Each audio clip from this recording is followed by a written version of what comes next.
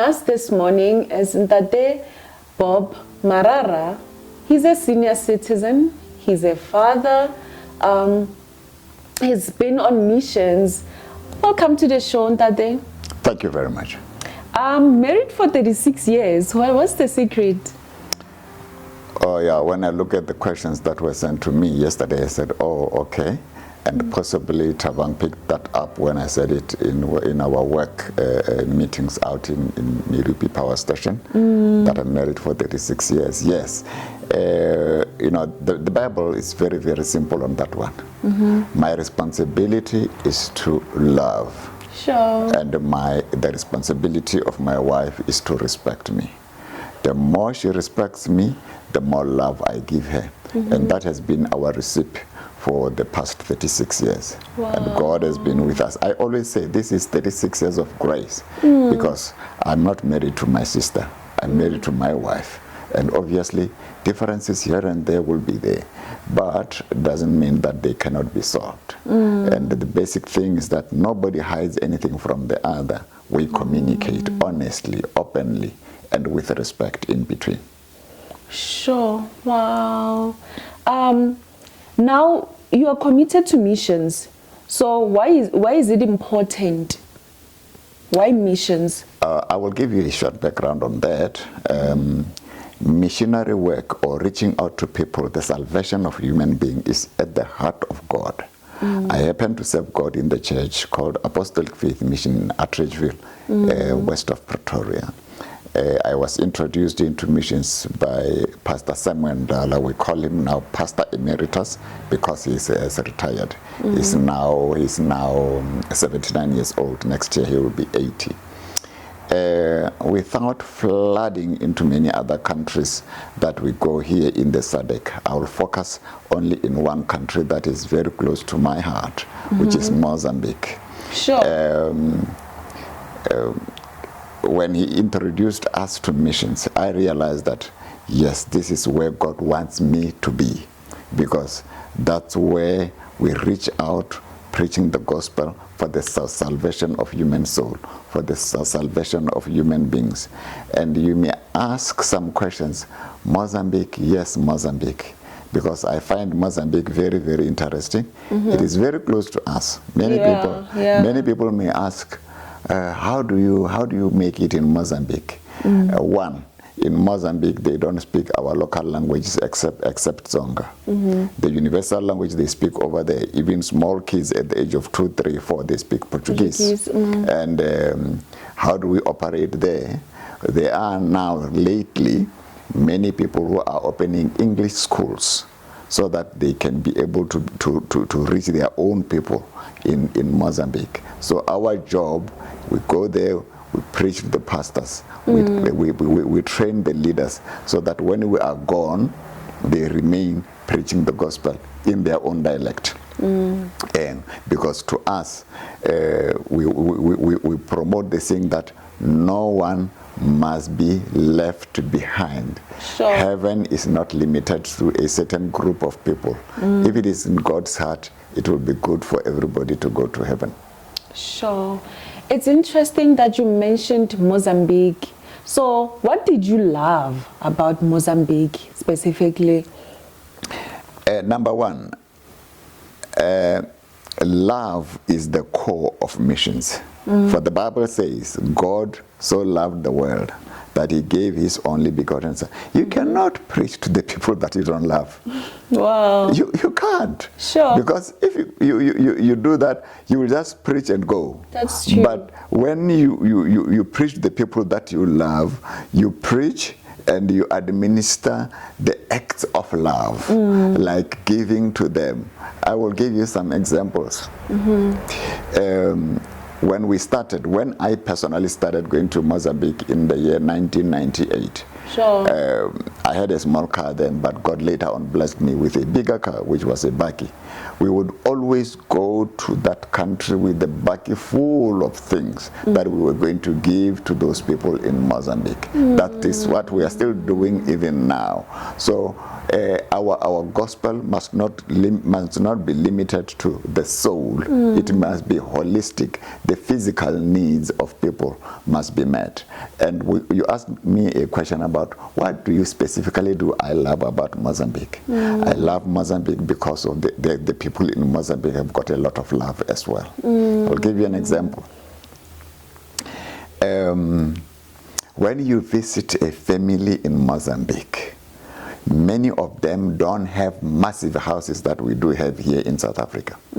In that small house that he has, in the small bedroom that he has, he will actually vacate his bedroom and give it to the visitor. Yeah. To a point that the owner of the house, who is also a pastor, will actually sleep on the floor and give you his bed. Sure. You as a visitor, let alone the generosity of what they are going to offer you for breakfast, for dinner, from their limited resources. That's what I love most about Mozambique. Wow, sure. Like I can just imagine that, you know, it's a love-filled scenario, what you just mentioned. It is. Wow. It has to be a love-filled scenario for any family in Mozambique that you visit. If they, regardless of how many times have you eaten that evening, when you arrive at that particular home, they will still offer you something to eat. Sure. And if for some other reason you don't want to eat, they will feel very offended. They will feel very offended. So you sit around the table and feed yourself until you can't breathe. Sure, Jesus. So, obviously you mentioned that in Mozambique, we don't share any local languages with them except Xitsonga. So, can you share any unique customs and traditions that you've encountered during your missions? Unique customs and traditions that we have encountered when we go to Mozambique. I always laugh about this. I've spoken about meals, right? Say, for example, you travel. Most of the time when you travel to Mozambique, you may travel the whole day. It's not very far, but most of the time we travel the whole day. But if you are strict on time, you leave here at 7 o'clock, you eat lunch in Maputo. Sure, yeah. But when you arrive in the evening, before they serve you meals, regardless of how many you are, whether you are 10 or 14 or 20, before they give you food, all of you must bath. Bath as in like the whole body? The whole body. You must bath before they give you food. I know, you imagine. That's a culture shock. That was a culture shock. I'm so hungry and I have to wait for other 19 people to bath so that they can serve us food. You know, it is, but they do it out of love. And well, I'm, like you have introduced me, I'm Bob Marara and I'm very funny. I refuse. What? And how did they take it? No, is there any... well, now they know me that this old man is just very funny. He won't agree to bath because, you know, I didn't accumulate any debt along the way. So it doesn't. I will just eat and sleep. I'm tired. So the reasoning behind it, is it because they think you... It's like the part of generosity. Oh, it's like the type of caring. Sure. When you care for someone, you bath him, you feed him, you give him place to sleep. Wow, sure. Talk about like washing one another's feet. I think they're doing it like they took it to another level. They take it to another level. They take it to another level. Wow, sure. That's quite interesting. Wow. So tell me about someone you met and became close with during your missions, and what was their story? May his soul rest in peace. His name is Pastor David Nantumbo. We commonly call it Nyantumbu, but it's Nantumbo. It's an NH, Nantumbo. I met him in 1998. Our friendship grew above being me being a church member to be brother and brother. And even his wife now, he passed away some time back. He said, my husband is gone, but you are another Nyantumbu. Because the way of, I don't do much, but she feels like I'm taking care of them. Sure. When I arrived in his home in 1998, for years they've been living in that house. It had no window panes. I took it upon my shoulders that in this house I'm going to put. Mozambique is very hot. So even if they don't have window panes, to them it is not a problem, because even in winter it is not so as cold as here. Wow. So even if they don't have window panes, it was not a big deal for them. So, but I took it upon myself that I'm going to put window panes in this house. And by that we became closer and closer. And the church building was in his yard. But by that time already, they had a church yard which was not developed. Obviously, with the help of God and the help of the congregation in Atteridgeville and the big help of the Apostolic Faith Mission Gauteng North region, which was contributing money, and the members in Atteridgeville who were contributing money, we managed to start the church from scratch to where it is today. The church is completed. But the church was completed when he had already passed away. The other time I took some guys there, 4 guys. We even went up to the north of Mozambique. No, let me call it central Mozambique in Shokwe. The tent that they were fellowshipping in, by that time it was still alive. It was torn into pieces and they were using it as a church. Sure. I remember while we were fellowshipping there, it became windy, and the pole that was balancing the roof of the tent, it fell on top of a child. My God, sure. And we had to rush the child to the hospital. The worst scenario possible. That was the worst scenario. And even when we went to officially open the church, the senior members of the Apostolic Faith Mission, South Africa and International, by that I'm talking about Pastor George Mahlobo, Pastor Frank Chikane, Pastor Dr. Constantine Morefu from Zimbabwe, were there. As a project leader, I was requested to give a speech. I remember I broke into tears when I remember that incident, that the child nearly lost his life because the pole that was balancing the roof of the tent fell on him. Jesus. Pastor Nyantumbu, we went a long way together. Even when almost 2 of his children, when they passed away, we were there.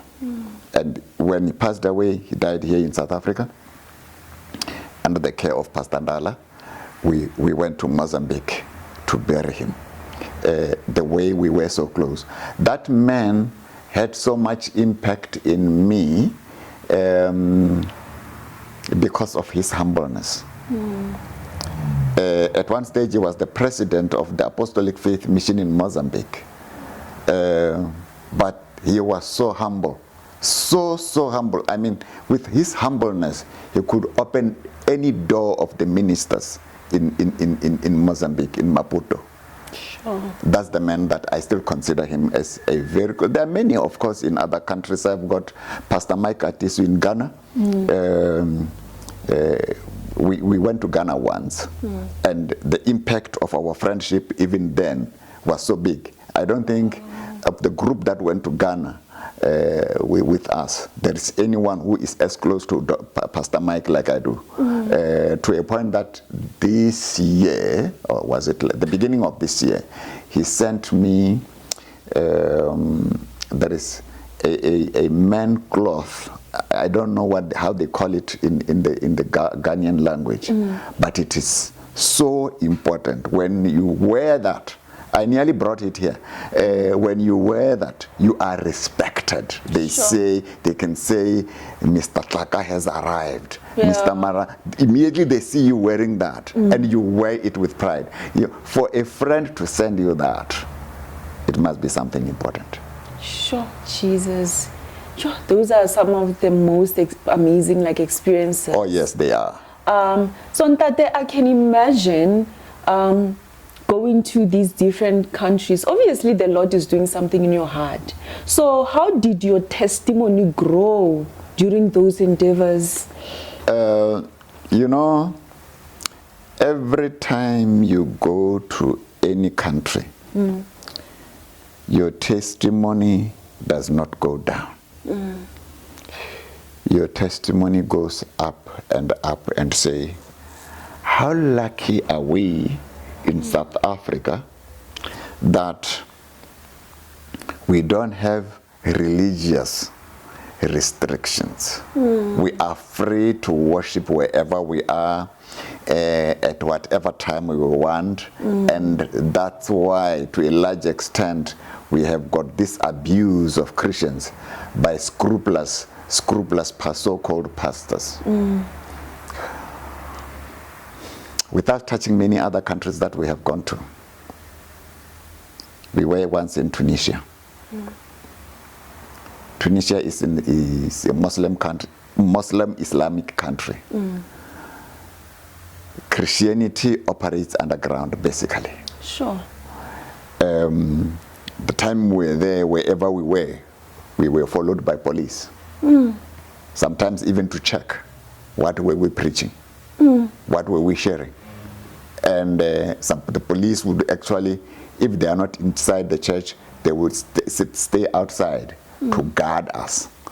That the people who are against Christianity don't flood the church. Don't flood the church and disturb what we're doing. And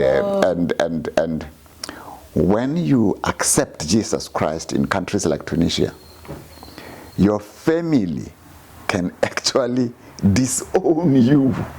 Sure. If you were employed by the government, the department that you are employed in, or by a company owned by a person, the person can actually fire you because you have accepted Jesus Christ. And by that I said, there is no way that I can go back. If some people can suffer this much for this gospel, and I can serve the Lord without restrictions, who am I to go back?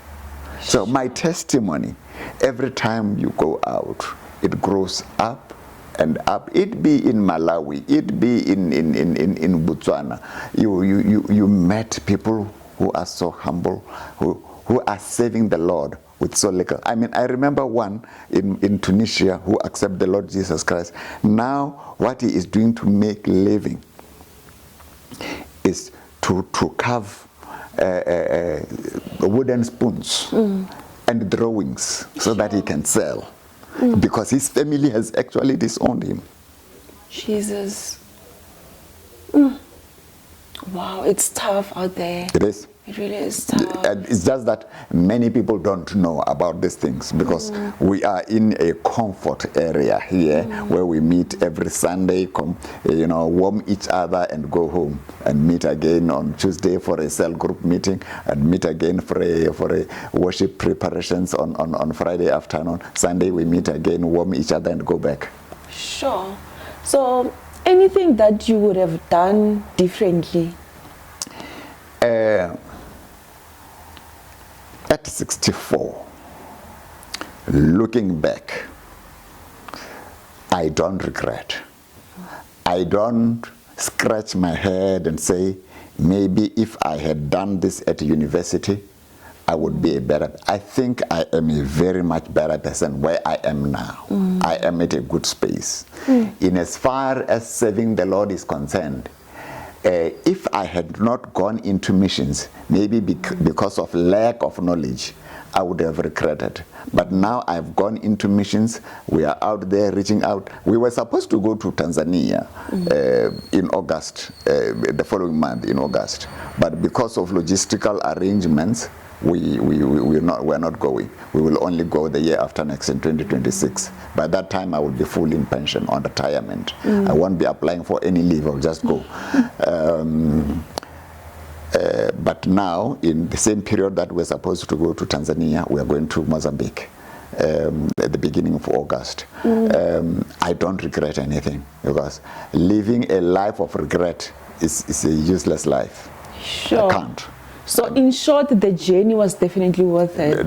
The journey that I have walked was worth it. I started walking this journey of Christianity on the 10th of November 1984 while I was doing my second year at university. And I'm still walking this journey. Counting it, it's almost 40 years. Jesus. Sure.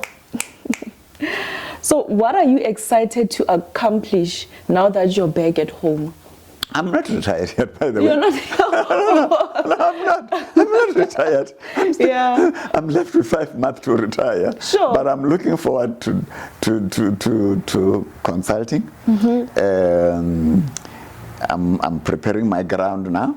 There are companies that I'll be working with from next year. It won't be like come 2025 I will hit the ground running into concert. I've done this for the rest of my life, ever since I qualified. Wow. So what I will do, I will take it slow and easy. My wife will have retired as well. She's a teacher in Tembisa. We'll take it easy, step by step. But I'm definitely going to go into concert. Maybe for 5 to 7 years, which will be up to 70 or 72. Then I will take it easy from there. But I'm ready to go that. And obviously, missions will be very much on top of what I will do. Hospital ministry will be some of the things that I will do. Prison ministry is something that I will do. Because by that time, we won't be doing it for money. We'll just be investing back into the communities. Wow, sure. That was, sure, it was such an interesting journey that you like went through with the Lord. And like this is an amazing, I don't even know what to say. I'm lost for words. But yeah, may the Lord bless you, and thank you so much for joining us. I'm sure we're gonna learn, like the viewers at home, they're gonna learn a lot from what you were just sharing. Thank you. Thank you. Thank you so much.